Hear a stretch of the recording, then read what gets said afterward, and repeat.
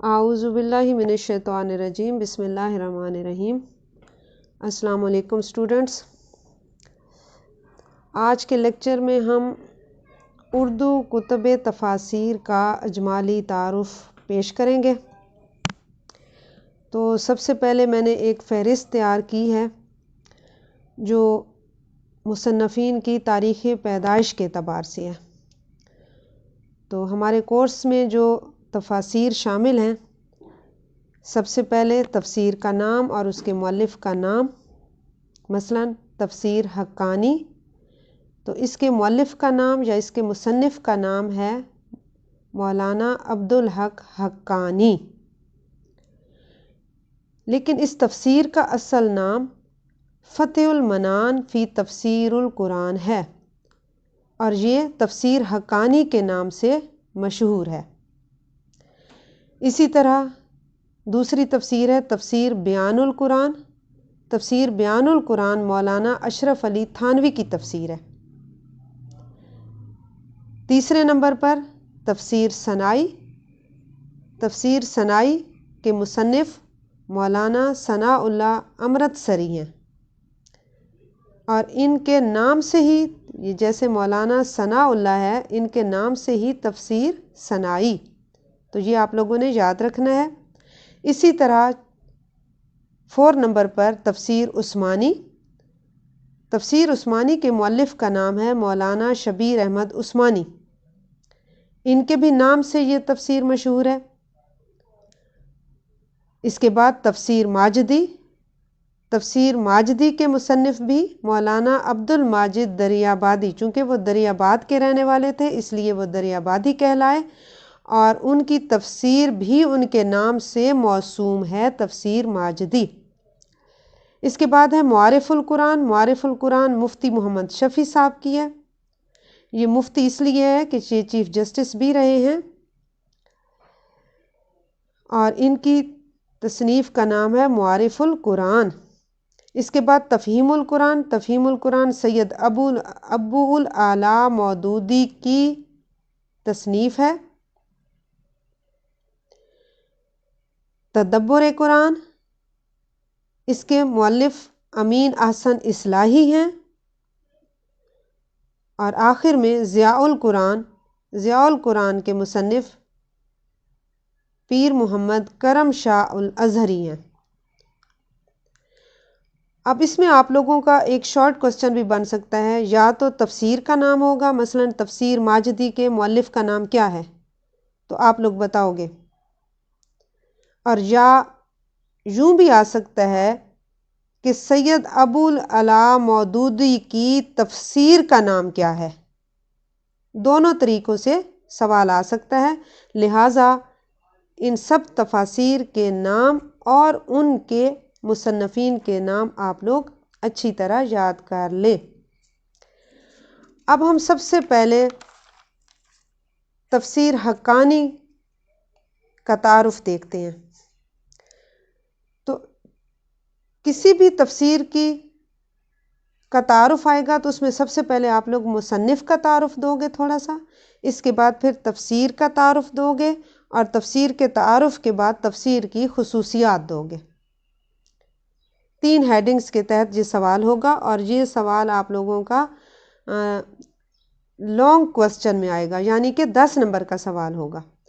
Short question تو اس میں سے بنتے ہی رہیں گے، لیکن لانگ کوسچن ہوگا، 10 نمبر کا سوال ہوگا۔ اب سب سے پہلے ہم دیکھتے ہیں تفسیر حقانی۔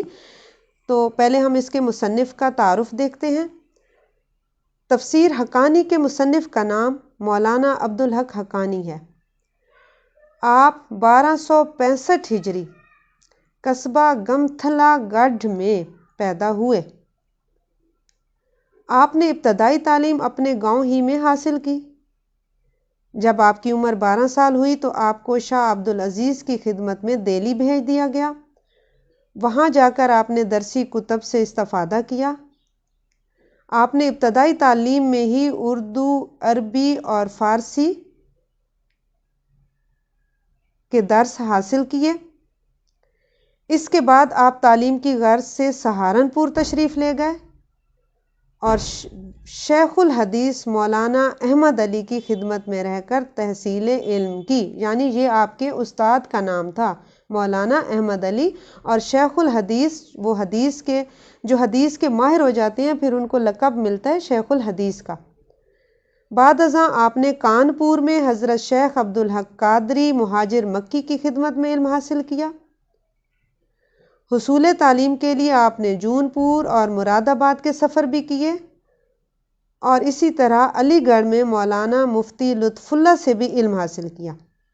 یہ سب آپ کے اساتذہ کے نام ہیں، ان سے آپ نے دین کا علم حاصل کیا۔ اس کے بعد آپ دہلی تشریف لے گئے، وہاں شیخ الحدیث مولانا نذیر حسین سے کسب فیض کیا۔ تعلیم سے فارغ ہونے کے بعد مدرسہ فتح پور دہلی میں تعلیم و تدریس کے فرائض انجام دینے لگے۔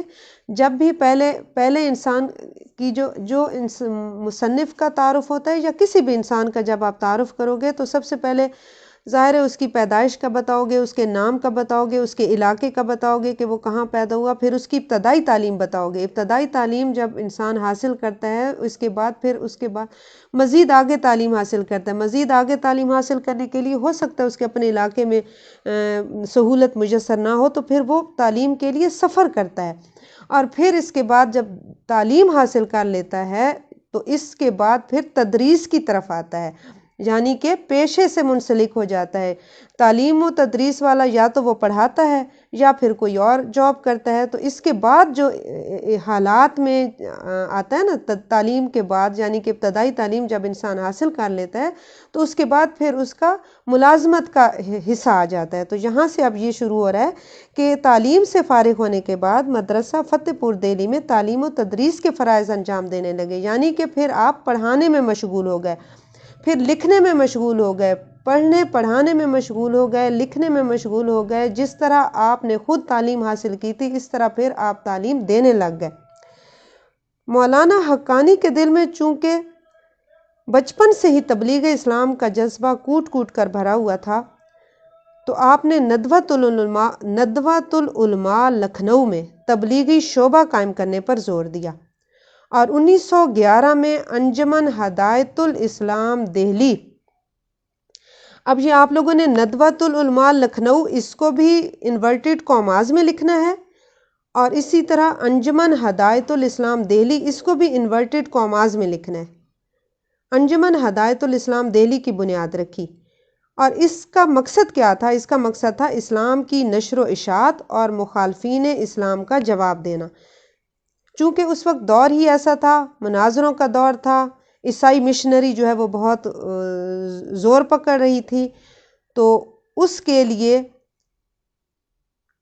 مولانا عبدالحق حقانی جو ہے سامنے آئے، اور انہوں نے ہر مخالف کے جو اسلام کے خلاف کوئی پروپیگنڈا کرتا تھا تو آپ نے اس کا پرزور مقابلہ کیا اور پرزور جواب دیا۔ اسی طرح جب یہ زندگی کا ایک حصہ ہوتا ہے نا کہ ابتدائی تعلیم ہوتی ہے، پہلے بچپن آتا ہے، پھر ابتدائی تعلیم آتی ہے، پھر پیشے سے منسلک انسان ہو جاتا ہے، رزق کمانے لگ جاتا ہے، اور اس کے بعد پھر بڑھاپا آ جاتا ہے، اور بڑھاپے کے بعد پھر کیا ہوتا ہے؟ انسان اگلی منزل کو رواں ہو جاتا ہے۔ تو بالکل حالات میں آپ لوگوں نے اسی ترتیب سے چیزیں لکھنی ہوتی ہیں، کسی بھی شخصیت کا اگر تعارف دے رہے ہوتے ہو تو پھر اب آخر میں کیا آتا ہے؟ 1336 ہجری میں آپ 71 سال کی عمر میں دہلی میں آپ کی وفات ہو جاتی ہے۔ 1336 ہجری میں 71 سال کی عمر میں آپ نے دہلی میں وفات پائی، اور تقریباً 1 لاکھ کے قریب مسلمانوں نے جنازے میں شرکت کی۔ یہ مولانا عبدالحق حقانی کے حالات زندگی۔ اچھا، اس میں ایک چیز میں آپ لوگوں کو بتا دوں کہ مختلف کتابوں میں ان کا جو تاریخ پیدائش اور تاریخ وفات ہے وہ مختلف لکھا ہوا تھا، لہٰذا جب آپ لوگ یہ تعارف لکھو گے تو اس کے بعد اینڈ پر آپ لکھو گے کہ مولانا حقانی کے حالات زندگی ان کی کتاب عقائد الاسلام سے لیے گئے ہیں۔ ایک تو یہ مولانا حقانی کی اب جو ہم پڑھ رہے ہیں، ہم نے تو تفسیر کا تعارف دینا ہے نا، لیکن انہوں نے تو اور بھی ان کی تصانیف تھیں، انہوں نے تو اور بھی بہت ساری کتابیں لکھی تھیں، تو ان کے حالات زندگی ایک ان کی کتاب ہے عقائد الاسلام، اس میں کچھ حالات زندگی پائے گئے ہیں، تو یہ حالات زندگی وہاں سے لیے گئے ہیں، ان کی تاریخ پیدائش اور ان کی تاریخ وفات جو ہے یہ بھی وہیں سے لی گئی ہے۔ تو مختلف کتابوں میں ظاہر مختلف لکھی ہوئی تھی، تو مجھے ان پر تھوڑا سا شک ہوا، تو اب یہ ان کا حوالہ ہمیں ضرور دینا ہوگا کہ حالات زندگی ہم نے ان کی کتاب عقائد الاسلام سے لیے ہیں۔